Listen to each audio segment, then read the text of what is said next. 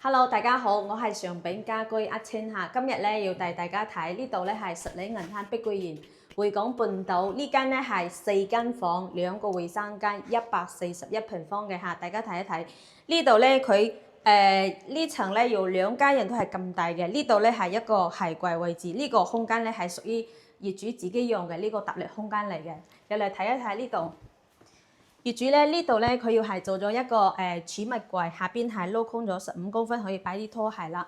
呢度咧都係呢度咧係做咗一個換前身鏡，可以出面咧可以照下鏡啊嗰啲啊嚇，呢度嚇。然後咧呢個係業主嘅第一間房，因為業主咧佢平時咧翻嚟咧住嘅話咧係少啲人翻嚟，所以呢間房咧佢係整咗一個書櫃咁樣咯。平時咧喺呢度坐下啦整啲咩都好啊！呢間房啊嚇，佢呢度咧整咗啲窗簾咧，都係做咗2層窗簾嚟嘅。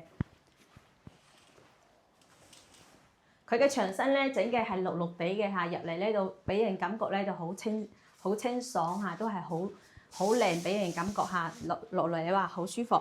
你睇下呢個係大廳嚟嘅呢個。業主大廳嘅話咧，佢係南北係2個陽台嘅，呢個咧係細陽台，細陽台咧呢個位置咧係原先咧有個推拉玻璃門嚟嘅，但係咧我哋拆咗，然後瓷磚咧係通波出嚟嘅，通波出嚟之後咧，業主呢度咧係做咗一個鋁合金嘅陽台櫃呢度，佢下邊咧係擺咗洗衣機嘛，擺咗洗衣機喎啊，你睇一睇。呢度窗咧，業主咧係封咗呢啲窗，呢啲窗咧係好安全嘅呢啲窗，呢啲玻璃都係聖異玻璃嚟嘅呢啲風窗。然後咧，業主呢度咧係開咗2個窗，因為咁樣空氣咧可以對流咯。比如平時咧你食飯呢啲咧坐喺呢度，空氣咧可以咁樣流通，就好 OK 咁樣嚇。呢度咧業主咧仲裝咗，我哋幫佢裝咗一條晾衣服嘅晾衣杆嚟嘅，佢衣服嗰啲咧就晾喺呢個陽台。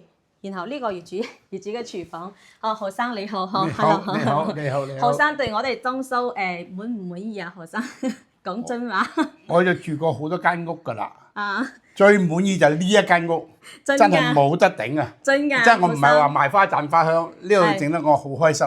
真係，好多謝阿青佢哋做得好好啊！多謝你啊，何生。然後你幾個朋友都係我哋裝嘅嗬？係啊，幾個我哋有4、5個都係你哋幫我做嘅，所以我就好有信心。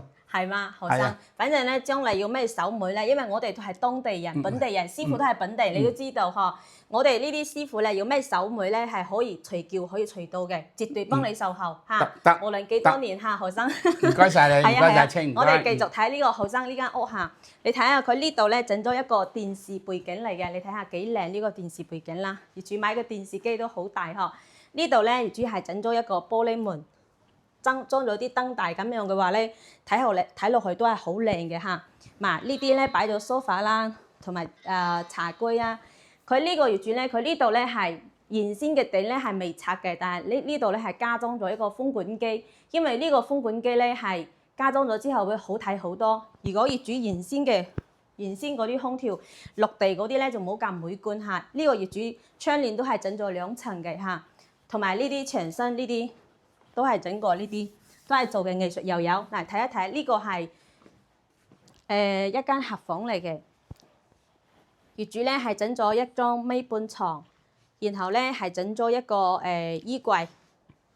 因為業主佢覺得咧簡簡單單都好靚，所以佢每間房嗰個牆身咧整嘅都係綠綠地嘅，你可以睇到佢牆身同埋窗簾咁樣都係整咗2層。